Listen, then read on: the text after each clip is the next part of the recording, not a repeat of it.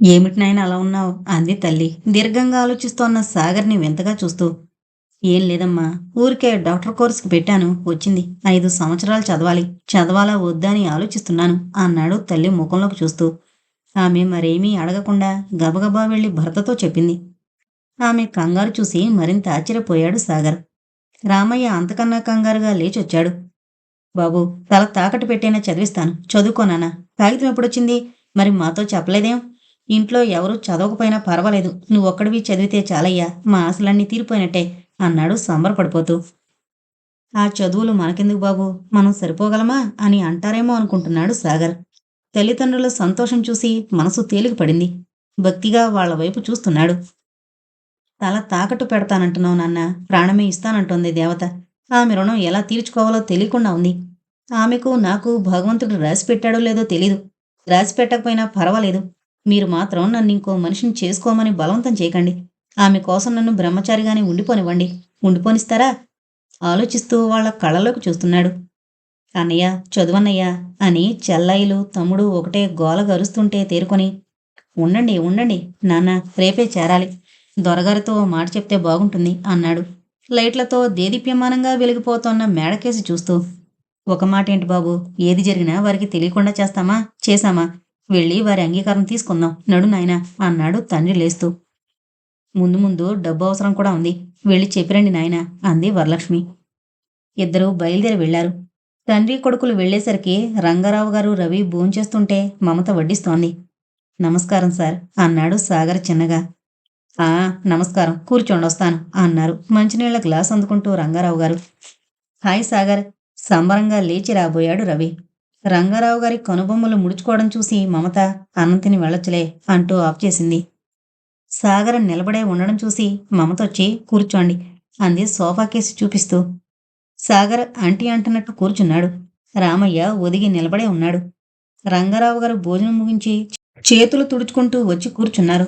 ఆ, ఏంటి తండ్రి కొడుకులిద్దరూ వచ్చారు అంటూ రామయ్య కేసి చూసి నవ్వారు.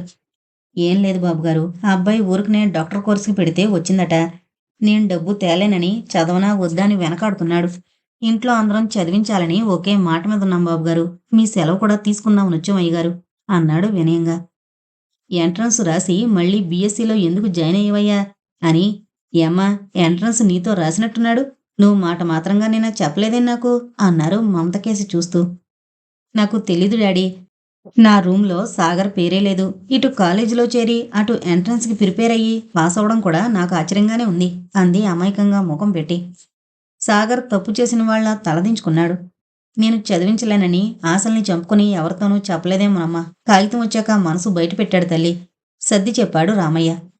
ఏమోయ్ సాగర్, లక్షలు పోస్తే గాని దొరకని సీటు నీ తెలివితేటల వల్ల ఊరికనే వస్తే వద్దంటున్నావా? నువ్వు వద్దన్నా నేను ఊరుకోను. ఇదిగో డబ్బు అవసరమైతే నేను సర్దుతాను, శ్రద్ధగా చదువుకో. చూడు, మీ నాన్న నీకంటే ఎక్కువ సంతోషంగా ఉన్నాడు అన్నారు మందలిస్తున్నట్టుగా రావుగారు. నీ తెలివి వలనొచ్చింది అన్నందుకు తన మీద తనకే అసహ్యం అనిపించింది సాగర్కి. మా నాన్న ఒక్కడే బాధపడి కుటుంబాన్ని పోషిస్తున్నాడు, నాకు చదవాలని లేదండి అన్నాడు నెమ్మదిగా నీరసంగా. ఏంటయ్యా ఊరికేదే పోతున్నావు? మా మమతని నేను వద్దమ్మా అంటే ఎంత ఉపన్యాసం ఇచ్చిందో తెలుసా? మమత, ఇలా వచ్చి నీ క్లాస్మేట్కి కాస్త చెప్పు అని మమతను పిలిచారు. ఎందుకు ఇష్టం లేదు డాడీ, అన్నీ సీక్రెట్గా చేసుకుని ఇప్పుడు ఇష్టం లేదంటే అది పైకి మాత్రమే, మనసులో చాలా ఇష్టమే అంది డైనింగ్ టేబుల్ దగ్గర నుంచే మమత. అవునవును అని నవ్వేశారాయన. సాగర్ ముడుచుకుపోతున్నాడు. నా గురించి నువ్వేం బాధపడకు బాబు, నువ్వు ఉద్యోగం చేస్తే మాత్రం నేను నా పనిని వదులుకుంటానా? అయ్యగారి దగ్గర నా కాలం వెళ్ళిపోవలసిందే. అయ్యగారు అవసరానికి ఆదుకుంటానంటున్నారు. నా రక్తం ధారపోసైనా వారి రుణం తీర్చుకుంటాను. అయ్యగారి మాట విని చదువుకో బాబు అన్నాడు రామయ్య మృదువుగా. నువ్వు డాక్టర్ అయినా గాని మీ నాన్న ఈ పని మాండోయ్, ఎవరి పని మీద వాళ్ళకు మక్కువ అన్నారు రావుగారు అభిమానంగా రామయ్య వైపు చూస్తూ. సాగర్ ఏదో ఆలోచనల్లో ఉన్నాడు. మరి కాలేజీ టౌన్లో మనకి చాలా దూరంలో ఉంది, హాస్టల్లో సీటు దొరికిందా అడిగారు రావుగారు సాగర్ని. సాగర్ ఇంకేమీ ఆలోచించలేదు. ఆయన అలా అడుగుతుంటే తడబడ్డాడు. వెళ్ళలేదా సాగర్ అంటుంటే, ఖాళీలు లేవన్నట్లు విన్నాను డాడీ అంది మమత. అమ్మాయి గారితో పాటు చేరవలసింది బాబుగారు. నేను ఏమంటానని 15 రోజులు లేట్ చేసేశాడు. ఉండడానికి సీటు దొరక్కపోయినా పర్వాలేదు బాబుగారు, సిటీ బస్సు మీద వెళ్ళి చదువుకుంటాడు అన్నాడు రామయ్య చేతులు నిలుపుకుంటూ.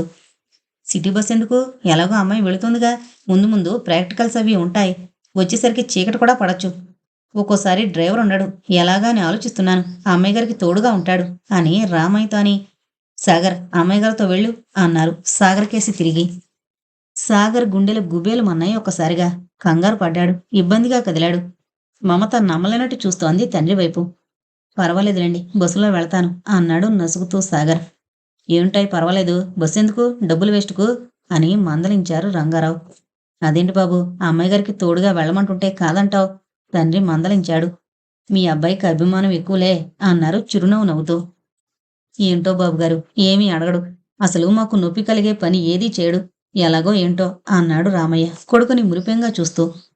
సాగర్ ముఖంలో అయిష్టత కొట్టొచ్చినట్టు కనబడుతోంది. గిల్టీగా ఫీల్ అవ్వకోయ్, నేను రిక్వెస్ట్ చేస్తున్నా, ఆ అమ్మాయి గారికి తోడుగా ఉంటావని. పర్వాలేదు, వెళ్ళు. ఒకవేళ సీటు దొరికితే హాస్టల్లోనే ఉందువు గాని గట్టిగా చెప్తూ అన్నారు రావుగారు. రిక్వెస్ట్ చేస్తున్నాను అన్నందుకు సాగర్ మొహమాటంగా చూస్తుంటే, వెళతాడులేండయ్యా, మేం చెప్పి పంపిస్తాం అన్నాడు రామయ్య కొడుకును బ్రతిమాలుతున్నందుకు నొచ్చుకుంటూ. సరే మరి, చాలా టైం అయింది, మీరింకా భోంచలేదనుకుంటాను ఆవులిస్తూ అన్నారు రంగారావు గారు. సాగర్ లేచి నిలబడి, సార్, మీరు చూపుతున్న దయకు మేమిప్పుడు రుణపడి ఉంటాం. చాలా థ్యాంక్స్ సార్ అంటూ రెండు చేతులు జోడించాడు, భక్తిగా, వినయంగా, గౌరవంగా. ఏందయ్యా, రేపటినుంచి డాక్టర్వి, నీ దయ మా మీద ఉండాలి చలోక్తి విసిరారు రావుగారు. సాగర్ మెడికల్ కాలేజీలో జాయిన్ అయ్యాడు. కారు భవంతి ముందు ఫౌంటైన్ పక్కగా ఆగుంటుంది.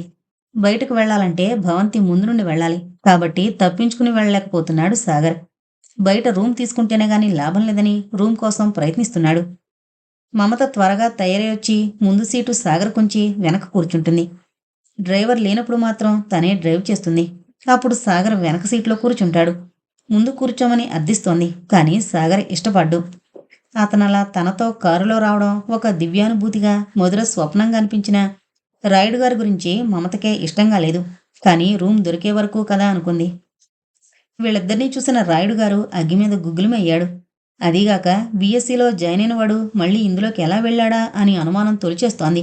తిండి నిద్ర మానేసి విషయం ఎలా తెలుస్తుందా అని ఆలోచిస్తున్నాడు. ఏం చెప్పినా నమ్మడం లేదు.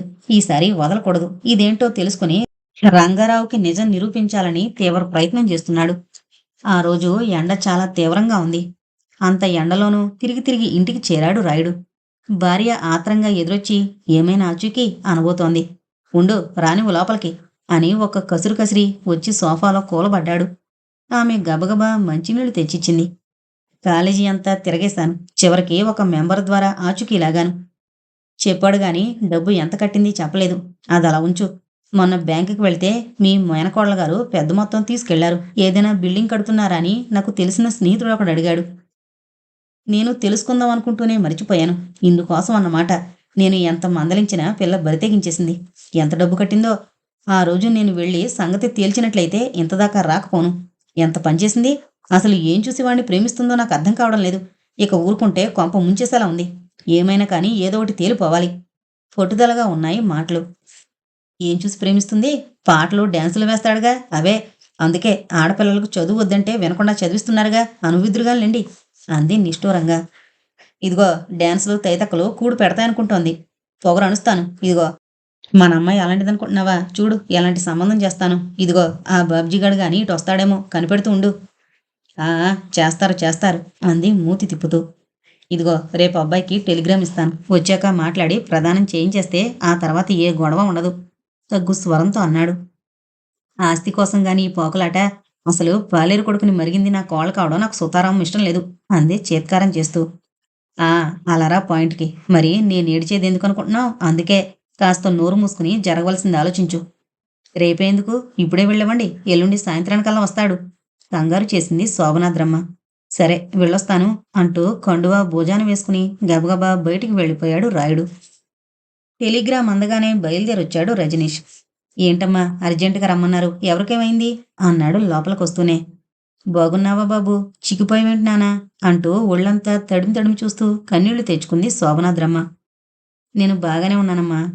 ముందు ఇక్కడంతా కులసేనా, ఏది రేఖ అన్నాడు కంగారుగా లోపలికి చూస్తూ. అంతా కులసాయే, రేఖ లోపలుంది. ముందు స్నానం అవి కాని తర్వాత మాట్లాడుకోవచ్చు అన్నాడు రాయుడు. టెలిగ్రామ్ చూడగానే నా గుండె ఆగిపోయింది. తీరా వస్తే ఇక్కడ మీరంతా బాగానే ఉన్నారు. ఏంటో అర్థం కావడం లేదు అన్నాడు అయోమయంగా చూస్తూ. అసలు నువ్వు వస్తావో రావో అని కోట్లాడి చేస్తున్నావు. నిన్ను చూసి కాస్త కుదుట పడ్డాం అన్నాడు రాయుడు. రానాయనా, నాన్నగారు నాంచి నాంచిగాని చెప్పరు, నేను చెప్తాన్రా అంటూ లోపలికి తీసుకువెళ్ళిందామె. తల్లి మాటలను బట్టి ప్రమాదమేమీ లేదనుకున్నాడు. అప్పుడే స్నానం చేసొస్తున్న రేఖ అన్నయ్యని చూడగానే గతుకుమంది. తర్వాత తేరుకొని పలకరించింది. యమ్మా, బాగున్నావా అన్నాడు ఆప్యాయంగా. బాగున్నానన్నయ్య, నువ్వు బాగున్నావా అంది నవ్వుతూ. సెలవుల్లో అక్కడికి వస్తానన్నావు, రాలేదే? కన్యాకుమారి చూపించేవాణ్ణిగా అన్నాడు. నాన్నగారు ఒప్పుకోలేదు. ఈసారి తప్పకుండా తీసుకువెళతాను అంటూ బూట్లు విప్పుకుంటున్నాడు. ఇప్పుడు హాలిడేస్ అన్నయ్య, ఉండబట్లే కడిగేసింది. ఆమెకి తెలీదు టెలిగ్రామ్ ఇచ్చినట్టు. ఇప్పుడేం హాలిడేస్, డాడీ టెలిగ్రామ్ ఇచ్చారు. గతుకుమంది రేఖ. తర్వాత మాట్లాడుకోవచ్చు, ముందు స్నానం చేయి రజని అంది తల్లి. టెలిగ్రామ్ ఎందుకు ఇచ్చారో తెలుసుకోవాలని చాలా ఆదుర్దాగా ఉంది రజనీష్కి. గబగబా స్నానం చేసొచ్చాడు. భోజనాల దగ్గర అంతా వివరించింది శోభనాద్రమ్మ. ఇంత పనిచేసిందా అన్నాడు కోపంగా. ఇదంతా నువ్వు దగ్గరుంటే జరకపోను బాబు, ఏంటో మీ నాన్నగారి చాదస్తాం. ఇంజనీర్ చదవాలని పట్టుబట్టి ఎక్కడో విసిరేసినట్టు అక్కడెక్కడో చేర్చారు.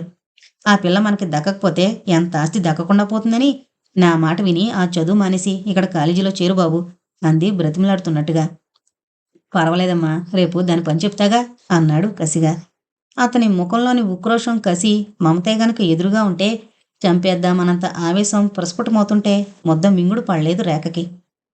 నాన్న, ఇదంతా ఆస్తి గురించారా, కాబట్టి తొందరపడకు, మెల్లగా లొంగ తీసుకో అని తల్లిదండ్రులిద్దరూ రాత్రంతా బాగా నూరిపోశారు. రజనీష్ పొడవుకు తగ్గ లావుగా, ఎర్రగా, అందంగానే ఉంటాడు. ఎప్పుడూ ఖరీదైన బట్టలే వేసుకుంటాడు. కళ్ళద్దాలు, సిగరెట్ ఉండవలసిందే. ఆడపిల్లలంటే చాలా ప్రియం. ఇట్టే వల్లో వేసుకుంటాడు, అట్టే వదిలేస్తాడు. గ్రే కలర్ ఫుల్ సూట్లో బయలుదేరాడు. మనిషి అంత టీవీగా దర్జాగా నడుస్తుంటే చూసిన వాళ్ళెవరైనా అలా ఉండిపోవలసిందే. అతని అతిశయం చూస్తుంటే నా అంత గొప్పవాళ్ళు, ఉన్నతులు ఈ ప్రపంచంలో లేరన్నట్టు ఉంటాయి. నమస్కారం మావయ్య అంటూ హాల్లో కూర్చున్న రంగారావు గారిని వెనక నుండే పలకరించాడు. ఆయన చటుక్కున వెనుతిరిగి, నువ్వా, ఎప్పుడొచ్చావు రజని, బాగున్నావా, సెలవుల్లో రాలేదే, రా కూర్చో అంటూ ఆప్యాయంగా సంబరంగా ఆహ్వానించారు. సెలవుల్లో కన్యాకుమారి వెళ్ళాం మావయ్య, అందుకే రాలేదు. అమ్మ మరీ బెంగ పెట్టుకుందంటే వచ్చాను. మీ ఆరోగ్యం ఎలా ఉంది? మమతారవి కులాసయ్యానా అన్నాడు ఎంతో వినమ్రత వలకబోస్తూ. నన్ను బీపీ అప్పుడప్పుడు చాలా ఇది చేస్తూ ఉంటుంది. మమతారవి కులాసాగానే ఉన్నారు. ఇంతకీ చదువెలా సాగుతోంది? బాగానే చదువుతున్నాను అంటూ అటు ఇటు చూడసాగాడు.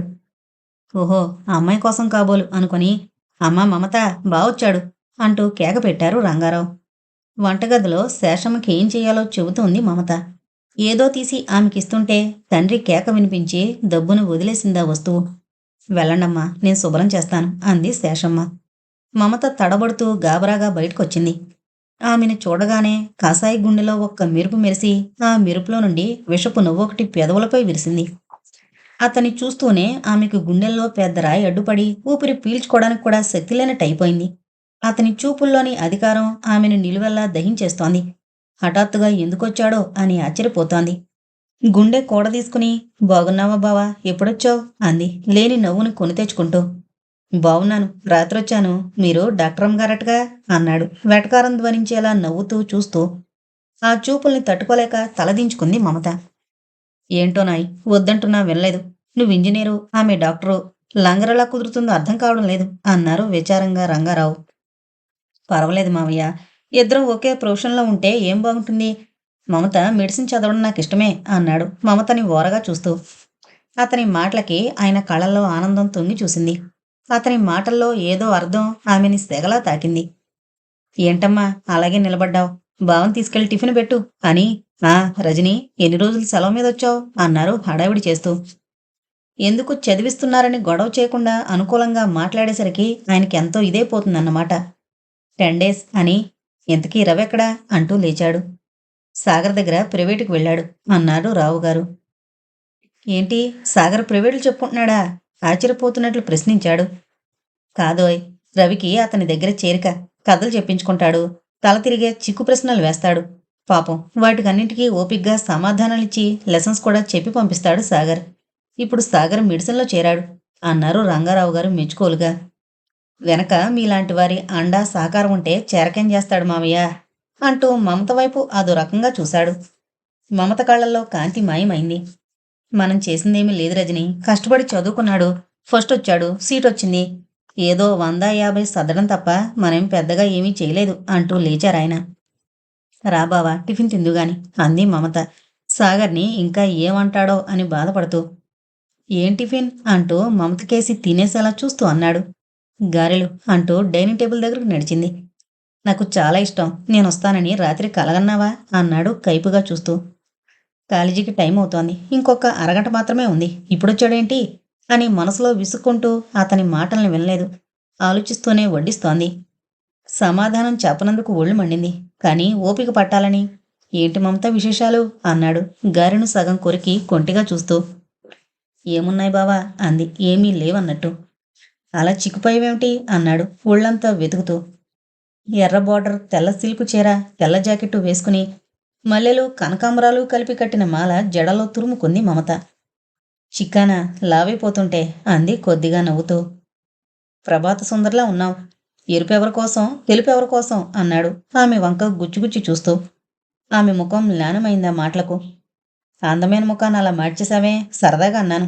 ఆ ఎరుపు తెలుపు నావే గాని లెటర్స్ రాస్తే ఒక్కదానికి సమాధానం రాసావు కాదే అన్నాడు గ్లాస్ అందుకుంటూ.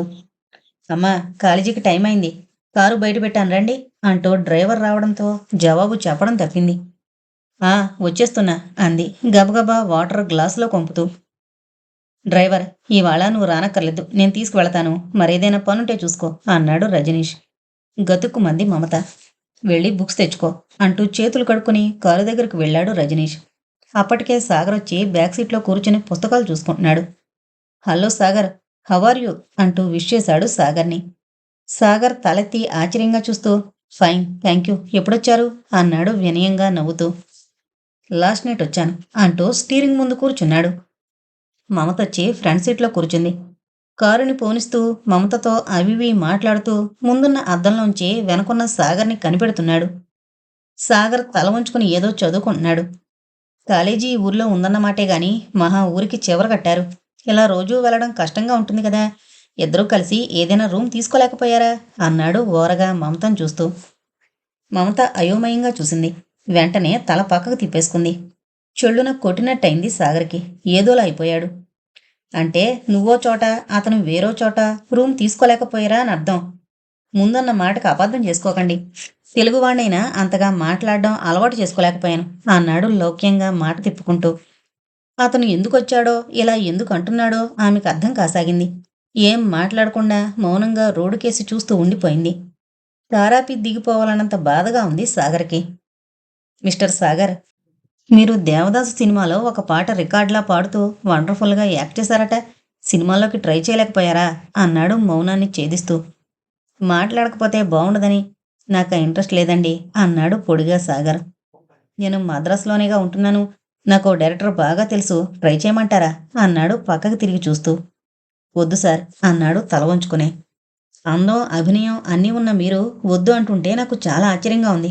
ఏం ఇక్కడ అంతకంటే అపరూపమైంది పోయేది ఏదైనా ఉందా అన్నాడు మమతకేసి ఒకచూపు అతని కేసి ఒకచూపు విసురుతూ.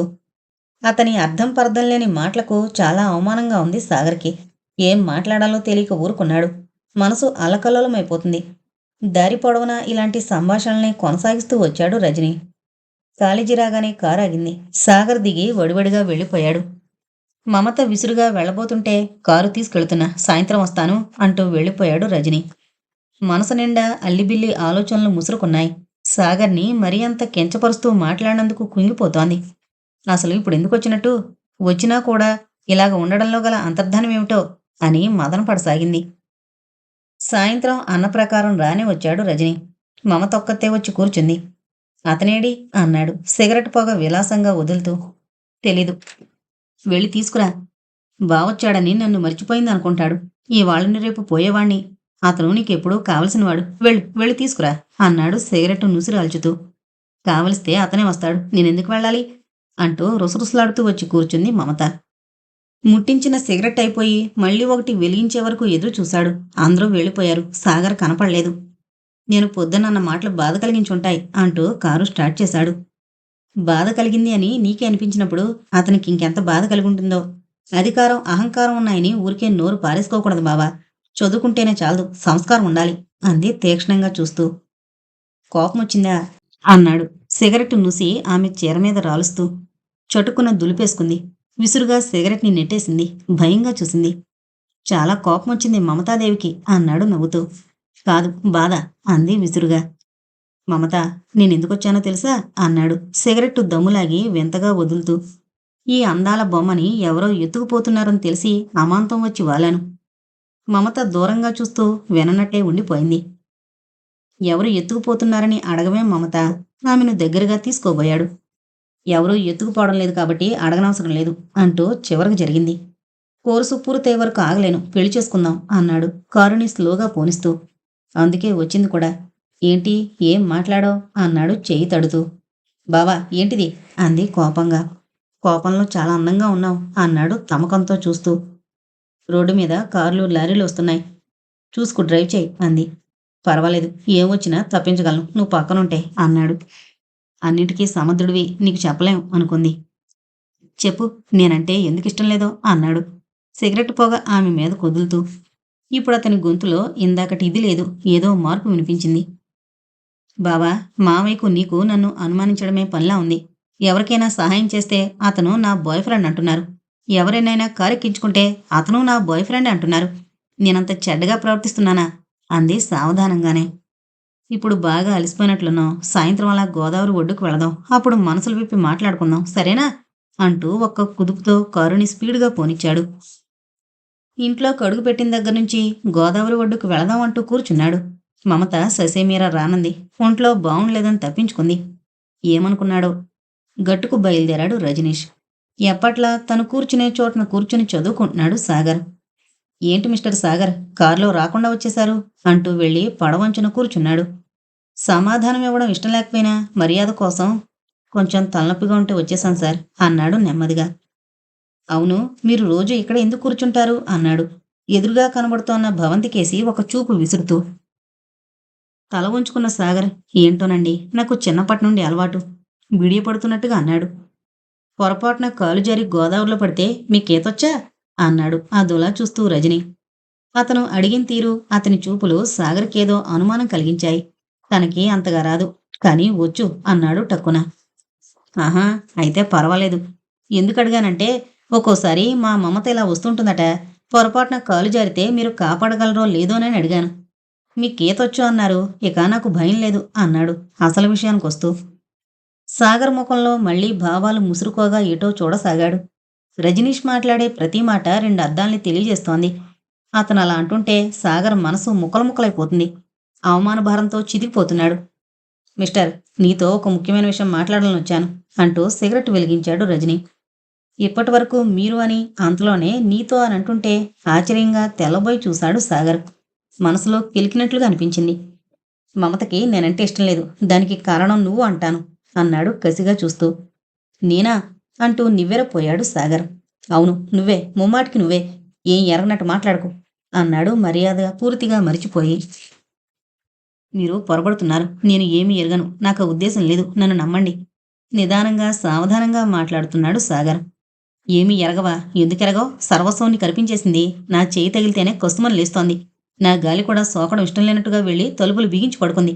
నువ్వు తప్ప ఎవరూ ముట్టుకోకూడదు కాబోలావణ్ణి అన్నాడు కోపంగా, వ్యంగ్యంగా, కసిగా. సాగర్కి చాలా బాధ అనిపించింది అతని ధోరణి. అవమాన భారంతో కుమిలిపోతున్నాడు. తిరిగి సమాధానం చెప్పాలని లేదు, కానీ మనసు ఊరుకోవడం లేదు. మీరు నన్ను తప్పుగా అర్థం చేసుకుంటున్నారు. నిజంగా నేను అలాంటి వాణ్ణి కాదు. అసలు నాకేం తెలీదు, నమ్మండి అన్నాడు సుడులు తిరుగుతున్న బాధతో. మమతని నాకిచ్చి పెళ్లి చేయాలని ఇరువైపుల వాళ్ళు నిర్ణయించుకున్నారు. పోనీ ఇదేనా తెలుసా అన్నాడు కర్కశంగా. ఏదీ తెలీదు, తెలుసుకోవాల్సిన అవసరం లేదు. అబద్ధం గద్దించాడు రజని. నిజం అన్నాడు సాగర్. మరి ఇప్పుడు తెలిసిందిగా, కాబట్టి ఈ రోజు మొదలు ఆమెని కలవడం గాని మాట్లాడడం గాని జరగకూడదు, తెలిసిందా అన్నాడు కఠినంగా. సాగరం మనసు చివుకుమంది. తనే కావాలని ఎగబడుతున్నట్టు మాట్లాడుతున్నాడు. సహనం చచ్చిపోయింది అతనిలో. చూడండి, నాకే నేను ఎప్పుడూ ఆమెను పలకరించలేదు, పలకరించను కూడా. ఒకవేళ నేను వాళ్ళ కారులో వెళుతున్నానని మీరు అనుమానిస్తున్నారేమో. రంగారావు గారు వెళ్ళమంటేనే వెళుతున్నాను అన్నాడు బాధగా, గంభీరంగా. అసలు పాయింట్కొచ్చావు. అయితే డొనేషన్ కట్టించుకుని చదవడంలో అర్థమేమిటి ఎర్రగా చూస్తూ అన్నాడు. చెళ్ళున కొట్టినట్టయింది సాగర్కి. నేను కట్టమనలేదు అన్నాడు వెంటనే. కట్టమనకపోతేనో ఇష్టపడి చదువుతున్నావుగా. సమాధానం ఎలా చెప్పాలో ఏం చెప్పాలో అర్థం కాలేదు సాగర్కి. చాలా సిగ్గుగా, అవమానంగా ఉంది. తన మీద తనకే అంతులేని కోపం, చిరాకొచ్చేసింది. దొరికిపోయానని బాధపడుతున్నావా? సిగ్గు, శరముంటే కాలేజీలో చేరుండకపోదు అన్నాడు అసహ్యంగా చూస్తూ చేదరించుకుంటూ. మర్యాదగా మాట్లాడండి. కోపం వచ్చింది సాగర్కి. లేకపోతే? రజనీష్ లేస్తూ అన్నాడు. నేను చదివేది ఆమె బలవంతం మీద మాత్రమే, అర్థం చేసుకోండి. ఈ విషయాలన్నీ రంగారావు గారికి తెలిస్తే నీ పని, నీ బో పని ఏమవుతుందో తెలుసా? పూర్ ఫెలవు కదా అని విడిచిపెడుతున్నా. జాగ్రత్త. చదువు మానేస్తావో ఏం చేస్తావో, నీ అంతస్తుకు తగ్గట్టు నీ ఏడుపేదో ఏడు. అంతేగాని ఆకాశంలో చందమామను అందుకోవాలని ఆశపడకు. తెలిసిందా? బీ కేర్ఫుల్, పూర్ ఫెలో అంటూ ఒడివడిగా వెళ్ళిపోయాడు రజని. అతనన్న ప్రతి మాట సాగర్ గుండెని రంపపోత కోస్తోంది. ఎంత నీచంగా, ఎంత అసహ్యంగా, ఎంత అవమానంగా మాట్లాడాడు. అతని హృదయం అవమాన భారంతో కుంగిపోతోంది. మనసంతా చిరాకుతోనూ, కోపంతోనూ ముడుచుకుపోతుంది. చేతిలో ఉన్న మెడికల్ టెక్స్ట్ బుక్స్ను కోపంగా నీళ్లలో విసిరేశాడు. పిచ్చిగా జుట్టు పీక్కున్నాడు. ఇది అందరికీ తెలిస్తే ఇంకెంత నీచంగా ఉంటుందోనని కుమిలిపోతూ, వెర్రిగా చూస్తూ నిలబడిపోయాడు. రజనీ తిన్నగా మమత గదిలోకి వెళ్ళాడు. ఆలోచించి ఆలోచించి అప్పుడే మగత నిద్రలోకి జారుకుంటోంది మమత. మంచం దగ్గర నిలబడి తొలగిన బట్టల్లోంచి ఆమె అందాల్ని వెర్రిగా చూస్తున్నాడు. అలా చాలాసేపు చూసిన తర్వాత నెమ్మదిగా పక్కలో కూర్చున్నాడు. అతని మనసు పరిపరి విధాల పోతోంది. అతనికి కింద మీద కనపడడం లేదు. ఆవేశం కట్టలు తెంచుకోగా ఆమె మీద కొంగి తన పెదవులతో ఆమె పెదవుల మీద రాస్తూ ఆమెను పూర్తిగా అల్లుకోసాగాడు. సున్నితమైన చెంపలపై గరుకైన మోటుగెడ్డం తగలగానే ఒళ్లంతా గగురు పొడిచినట్లయి మెలకు వచ్చేసింది మమతకు. కళ్ళు తెరచి చూసింది. అంతే, ఒక్క ఉదుటున అతన్ని తోసి చివున లేచిపోయింది. ఛీ, ఏంటిది? అంది కోపంగా. మమత, మమత అంటూ మీద మీదకొస్తున్నాడు. అతని కళ్ళు వాలకం చూస్తుంటే ఆమెకి భయం వేస్తోంది. బావా, మర్యాదగా ఉండు. ఏంటిది? వెళ్ళు, బయటికి వెళ్ళు అంది మర్యాదగానే. ఇవేం వినిపించుకోకుండా తలుపు గడియ పెట్టడానికి వెళ్ళబోయాడు. ఏయ్, నువ్వు పశువా మనిషివా? ఛీ అంటూ వెళ్ళి షర్టు పట్టుకుని వెనక్కి లాగింది. పైన ఏం జరిగినా కిందకి వినపడదు. మమత తలుపులు బిగించి పడుకుంటే శేషమ్మ దేనికో వెళ్ళి పిలిస్తే తీసింది. బావ వెళ్ళిపోయాడా అని అడిగింది. ఎక్కడికి వెళ్ళాడో చూడని శేషమ్మ వెళ్ళిపోయాడంది. అందువల్ల మళ్ళీ తలుపులు బిగించలేదు. లేకపోయినట్లయితే తీసి ఉండేవి కాదు. మమత అలా లాగడంతో షర్టు చిరిగిపోయింది. అతడికి మైకంతో పాటు కోపం కూడా తారాస్థాయికి చేరుకుంది. ఒక తోపు తొయ్యగానే వెళ్లి మంచం మీద పడింది. వెంటనే వెళ్లి మీద పడ్డాడు. కసిగా ఇష్టం వచ్చినట్టు చేయసాగాడు. మమత రక్కుతూ గిల్లుతూ పెనుగులాడుతోంది. చివరికి ముక్క ఊడొచ్చేలా చేతి మీద కొరికింది. అమ్మా అంటూ కొరికిన చోట చూసుకుంటుండగా అతన్ని కిందకు తోసి పొరుగు పొరుగున వెళ్లి గడి తీసుకుని కిందకి పరిగెత్తింది. అప్పుడే వచ్చి సోఫాలో కూర్చుని ఆ రోజొచ్చిన పేపర్ చూస్తున్నారు రంగారావు గారు. డాడీ అంటూ వెళ్లి ఆయన ఒడిలో వాలిపోయింది. ఏంటమ్మా, ఏంటి అని కంగారు పడ్డారాయన. బావా, బావా అంటూ ఆయన హృదయంలో ముఖం దాచుకుని వెక్కి వెక్కి ఏడవసాగింది. ఏంటమ్మా, బావేంటి, ఏం జరిగింది అన్నారు ఆశ్చర్యంగా, కంగారుగా. ఏం లేదు మావయ్య, సినిమాకి వెళదాం రమ్మంటే రానంది. సరదాగా కొంగు పట్టుకు లేగాని రమ్మని, అంతే పరిగెత్తుకుని వచ్చింది అన్నాడు మెట్ల మీద నిలబడి రజని. ఏంటమ్మా, అంత మాత్రానికి ఏడవాలా? లే, బావ సరదాపడి రమ్మంటే వెళ్ళంటావా? వెళ్ళు అన్నారు నవ్వుతూ రావుగారు. ఆయన ఆశ్చర్యాన్ని, కంగారుని రజనీ చిటికలో మాయం చేశాడన్నమాట. కాదు, అది కాదు డాడీ అంది మమత వెక్కుతూ. ఏం చెప్పేస్తుందోనని. చూడండి మావయ్య, చొక్కా ఎలా చింపేసిందో. మా అమ్మా నాన్నలకు తెలిస్తే ఎంత బాధపడతారు అంటూ వెనక్కి తిరిగాడు. రంగారావు గారు ఆశ్చర్యంగా చూశారు. సగం చిరిగిన చొక్కాని చూడగానే మమత మీద కోపం వచ్చింది. చిన్న విషయానికి ఇలాంటి పని చేసినందుకు ఆయనకి అవమానం అనిపించింది. మమత, ఇంతవరకు నువ్వన్నీ తెలిసిందానివని అనుకుంటూ వచ్చాను. ఏంటమ్మా, చిన్నపిల్లల మంచి మర్యాద లేకుండా అంత పని చేసావు. వెళ్ళు, బావని క్షమించమని అడుగు. అయినా ఇలాంటి విషయాలు బయటకు రావచ్చా? నాకే సిగ్గుగా ఉంది. పోండి, పోండి అన్నారు ముఖం పక్కకు తిప్పుకుంటూ. అంటే బావ మరదళ్ళు సరసాలాడారు, అవి మనకెందుకు అన్నట్టు ఊహించారాయన. మమతకి దుఃఖం పెళ్ళుబుకొస్తోంది. ఎలా చెప్తుంది కన్నతండ్రితో తనని బలవంతం చేయబోయాడని? చెప్పలేక సతమతమవుతూ నిలబడిపోయి కళ్ళొత్తుకుంటోంది. వెళ్ళమ్మా, వెళ్ళి నా లాల్చి తీసివ్వు అని కదలబోయారు రంగారావు గారు. డాడీ ఆగండి, నేను పడుకునుంటే అని చెప్పబోతోంది మమత. నేను చెప్తానుండు అంటూ ఆమె మాటలు కడ్డుపడి, మావయ్య, మమత గురించి, సాగర్ గురించి బయట చాలా ఇదిగా చెప్పుకుంటున్నారట. ఇంతవరకు మా డాడీ మీకు చెప్తే మీరు కొట్టి పారేశారట. ఇప్పుడు ఎంతవరకు వచ్చిందంటే మెడికల్ సీటుకి డొనేషన్ కూడా కట్టిందట. అతను ఎంట్రన్స్ రాయలేదట. ఇవన్నీ తెలిసి అమ్మ నాన్న టెలిగ్రామ్ ఇచ్చి నన్ను రప్పించారు. ఎంతవరకు నిజమో అని అడుగుతుంటే ఇంత పని చేసింది అని అంతా చెప్పేశాడు రజని. మమత నిర్విణ్యురాలైంది. రంగారావు షాక్ తిన్నట్టుగా అయిపోయి నమ్మలేనట్లు చూస్తున్నారు. రజని, ఊరికే అంటున్నావా? లేక నిజంగానే అంటున్నావా? నిప్పులు కక్కుతూ అడిగారు. నా మీద ఒట్టు మావయ్య, మమతని అడగండి అన్నాడు అమాయకంగా ముఖం పెట్టి. మమత బిక్కచచ్చిపోయి పిచ్చిదానిలా చూస్తోంది. రజని షర్టు చింపడం ఇవన్నీ ఆయనకు అర్థమైపోయాయి. మమత అంటూ సింహగర్జన చేశారు. భవనం దద్దరిల్లిపోయిందా కేకకి. పనివాళ్లంతా వణుకుతూ ఎక్కడ వాళ్ళక్కడ నిలబడిపోయారు బొమ్మల్లా. మమత అదిరిపోయిందా కేకకి. ఎప్పుడూ ఆయన కళ్ళల్లో అంత కాఠిన్యాన్ని చూడలేదామె. వణుకుతూ చిగురుటాకులా అలల్లాడిపోయింది. ఏంటి మాట్లాడవు? బావనది నిజమేనా? గద్దించారు. డొనేషన్ కట్టినట్టు ఎలా తెలిసింది అని ఆశ్చర్యపోతోంది మమత. ఏం చెప్పాలో నోట మాట రావడం లేదు. ఆయన ముఖంలోకి చూడలేక తలదించుకుంది. నిన్నే మాట్లాడవేం? రెండడుగులు ముందుకు వేశారు పిడికిళ్ళు బిగిస్తూ. ఆయన మాటల్లో తేలిందేంటంటే మమత అతన్ని ప్రేమిస్తోందని, అతనికి ఆ ఉద్దేశం లేదని అన్నాడు రజని. ఎంతటి వాడివి అన్నట్టు మమత చూస్తే అప్పుడే ఏమైంది, ఉండు నీ పని అన్నట్టు చూశాడు. మమత వైపు కోపంగా వెళ్లబోయిన ఆయన ఆగి, మరెందుకు చదువుతున్నాడట అన్నారు కనుబొమ్మలు చిట్లించి. అదే నేను అడిగాను. తప్పైపోయింది, క్షమించండి.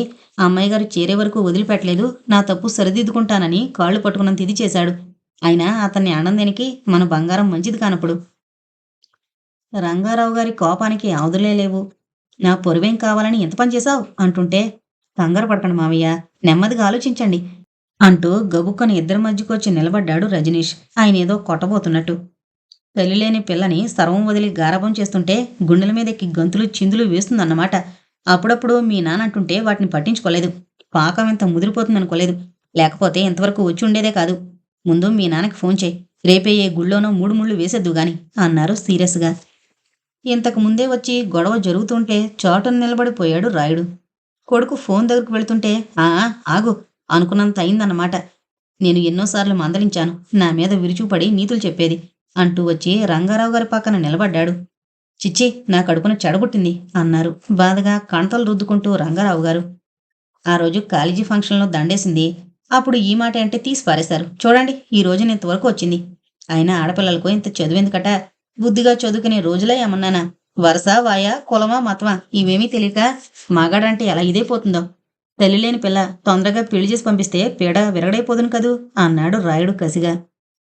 ఆయన అలా అంటుంటే రంగారావు గారిలో మరింత అవమానంతో గుప్పుమని రేగుతున్నాయి ఆవేశపు మంటలు. పోనీ అవన్నీ తేలిక చేసింది. ఇప్పుడు నేను సరదాగా మాట్లాడుతుంటే నన్ను రౌడీగా మామయ్య గారితో లేనిపోని చెప్తోంది అన్నాడు నంగనాచిలా రజని. మమత మంచుగడ్లా బిగదీసిపోయింది. విన్నారా బావగారు? అన్నీ తెలిసి కూడా వాడు ఇష్టపడుతున్నాడంటే ఆ అమ్మాయిని ఎంత ఇదిగా ఇష్టపడుతున్నాడంటారు?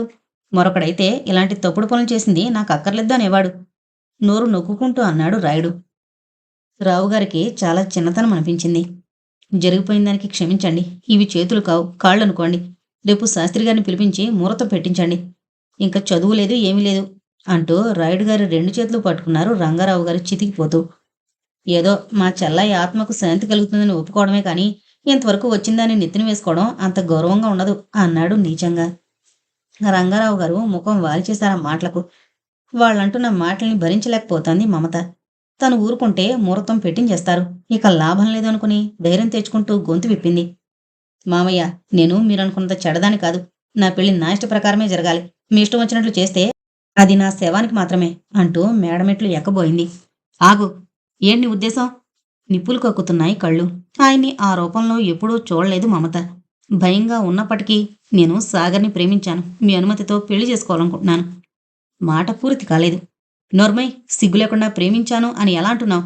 నీ అంతస్తెక్కడా, అతని అంతస్తెక్కడా? వీలేదు. జమీందార్ రంగారావు గారి అమ్మాయి ఆయన పాలేరు కొడుకును ప్రేమించి పెళ్లి చేసుకుందని ప్రజలు అనడం నేను భరించలేను. నా పరువు ప్రతిష్టలు మంటగలపాలని చూడకు. అసలు అలా జరగడానికి వీల్లేదు. నేను చెప్పినట్టు వినవలసిందే. నా ఇష్ట ప్రకారం జరగవలసిందే అన్నారు కోపంగా ఆవేశపడుతూ. మీరు ఆవేశపడకండి మావయ్య. ఈవిడ చేసుకుంటానన్నా అతను చేసుకోవడానికి సిద్ధంగా లేడు అన్నాడు రజని.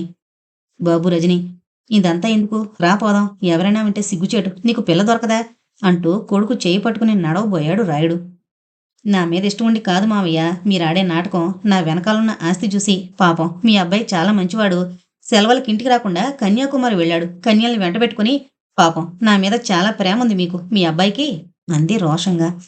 నోర్మి, ఊరికే వాక్కు. అతను మగాడు. అతనిలా నువ్వు తిరుగుతావా?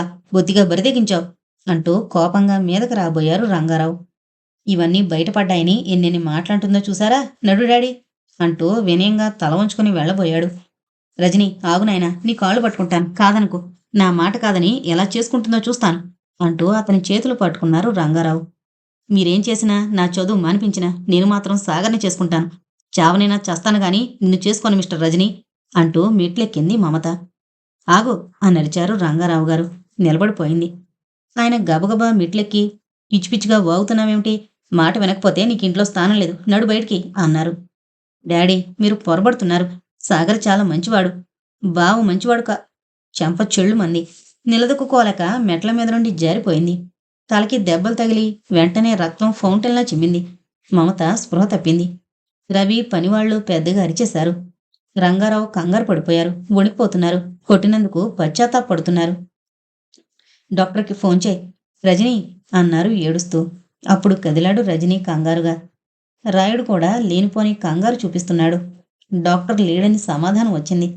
లాభం లేదని కారులో దగ్గరలో ఉన్న హాస్పిటల్కి తీసుకువెళ్లారు.